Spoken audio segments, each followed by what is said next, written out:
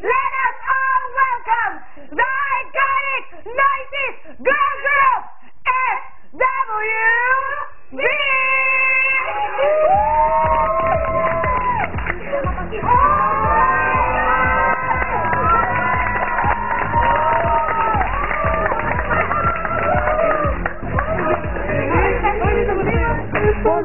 We would love to do a song for you guys. Is that okay? But we want you guys to help us sing the song, okay? Yeah, don't just sit there. Get up and dance. Sing the words if you want. This is dedicated to all the sexy people in the house. That's right. And to Big Brother.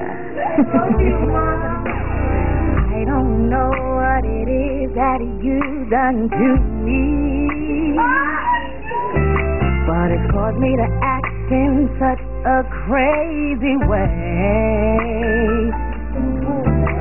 Whatever it is that you do when you do what you do when, it's a feeling that I want today.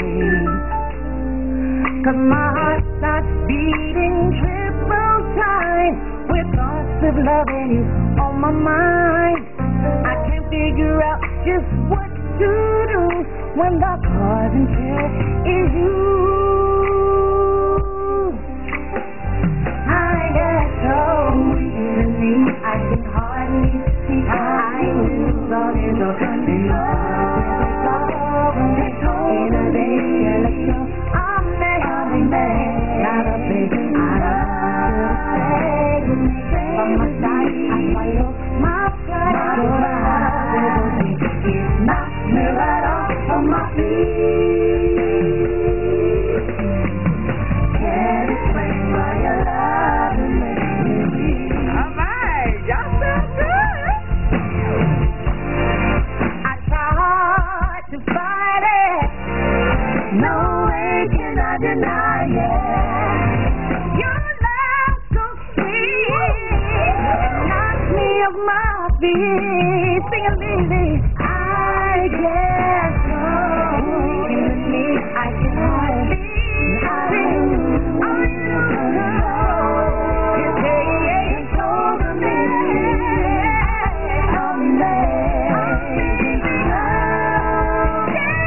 stay with me. My pride, right off on my feet. Can't explain why your love makes me weak.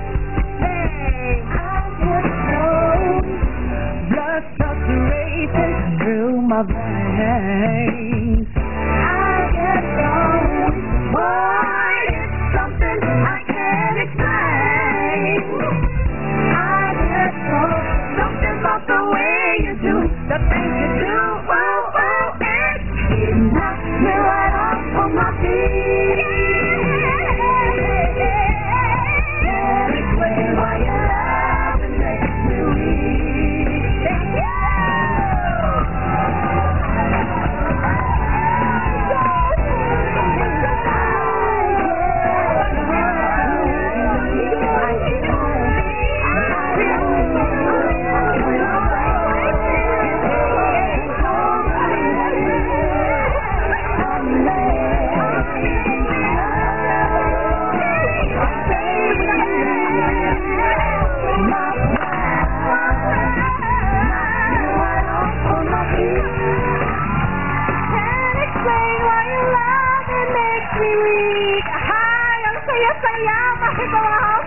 Na makasama ang 90s iconic girl group na SWV. At sa lahat ng mga taga-subaybay nila, mag-concert sila bukas dito mismo kasama ang isa pang bigating girl group, ang TLC. Kaya naman, manotin yan. Mula naman sa mga 90s idols, oras na para malaman kung sino-sino ang mga bagong iduluhin sa loob ng bahay ni Kuya. Panorin niyo to. Party people, mga mare, mga pare, daming anniversary. Kumusta po kayong lahat? Ako po si Will Dasovich. I'm 25 years old. Mahal ko ang wikang Filipino. Charot! Lumaki ako sa San Francisco in California. Yung tatay ko is Kano and yung nanay ko is Filipino. Nung 16 years old pa ako, naging merchant marine ako tulad ng tatay ko. So, I worked on a barko. Nakipon ako ng pera. Pumunta ko sa Asia.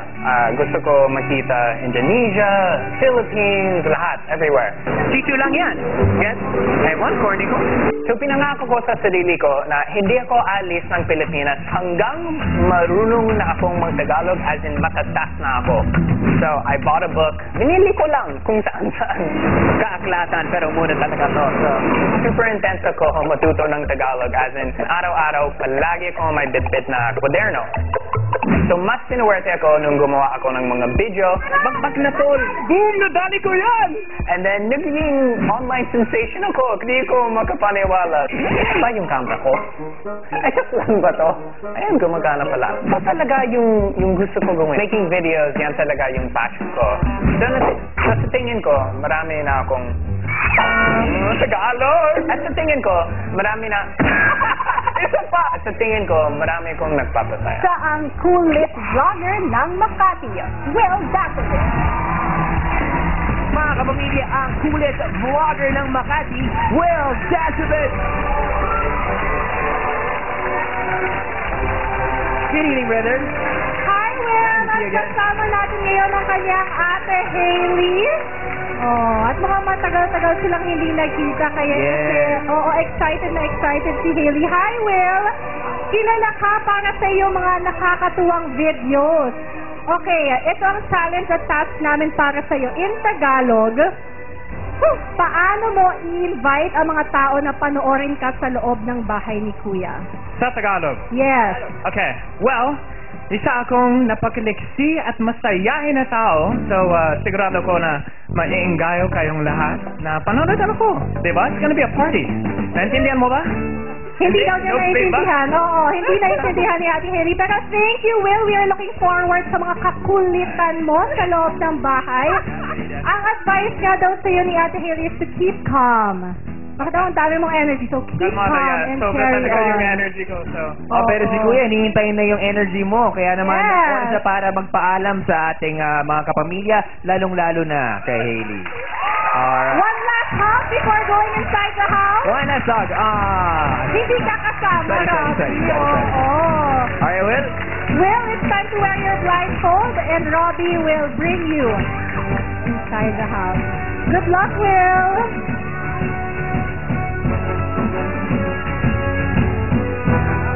Alright. Will? Oras na para pumasok sa bahay ni Kuya. Samahan mo na ako. Oh, bye, I'll miss you, sabi ni ate. Pero eto mga kapamilya, mula sa isang makulit na viral star, ngayon naman kilalanin natin ang smart but bubbly professional na may gustong ibahagi sa mga tao. Narito, panorin nyo. Hello, I'm Aura Azarcon. I'm 24 years old and I just graduated from med school. So ngayon, ang ginagawa ko is akong intern. Since grade school, napasok ako sa honor section. Tapos, nung high school, tumakbo ako ng student council. Sa simula, enjoy lang. Pero eventually, nagustuhan ka talaga siya. Since mais naman yung grades ko, tapos active ako sa school, sinwerte na rin ako kasi nakakuha ako ng scholarship. So, since third year high school, full scholar po ako. Hanggang college, hanggang med school. Apat kami magkakapatid. Ako yung bunso. Tapos halos lahat kami nasa medical field. Ako yung papansin. Ako yung makulit. Ako na lang yung nag-hug sa nanay at tatay ko. Siguro part kasi ng pagbunso. Pwede ka pa maglambing na gano'n. Yung boyfriend ko, med student din. Kapag free time, ang bonding namin, kain. Or kapag talagang free time, nakakapag-travel kami together. Puro adventure. Important kasi sa amin, quality time. Yung mga tao kasi meron silang perceptions tungkol sa isang doktor na inisip nila lahat ng doktor, seryoso, mayaman. Feeling ko magugulat sila na pag nakilala nila ako, makikita nila yung human side rin ng doktor na meron din struggles, kakornihan, and meron ding sense of humor. Paano magustuhan nila? Sabay-sabay nating kilalanin ang Med of Honor ng Las Piñas, Aura Azarcon. Ang Med of Honor ng Las Piñas, Aura Azarcon.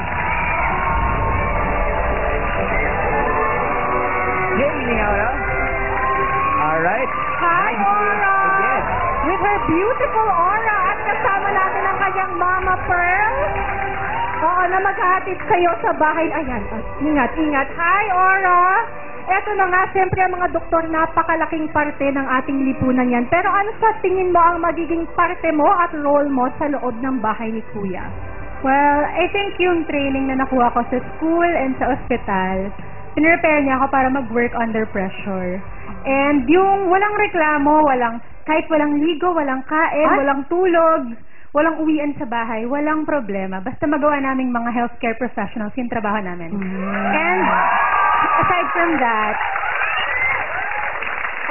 that kasi, yung mga tao meron silang perception tungkol sa doctors na laging perfect, professional, poised, pero kasi hindi ako ganun. So, magugulat kayo. So, hopefully makita yung personality ko talaga. Yes, we are looking forward to that. At si Mommy ang advice ko sa'yo, just enjoy the aura. Ayan, hinahat na mag-bet. Oo, kailangan i-take mo yung moment na to dahil kailangan mo nang umaura sa loob ng bahay ni Kuya. Mga kapamilya mo, talagang susubaybayan ang iyong journey sa PIA. And say bye to your loved ones. Nandito sila ngayon. Doc Aura. O, di ba? May Alright, pakasag Aura, na panahon na sila. para isuot itong Blindfold. Good luck, Aura. Palakpakan nyo naman ang inyong pambato na si Aura.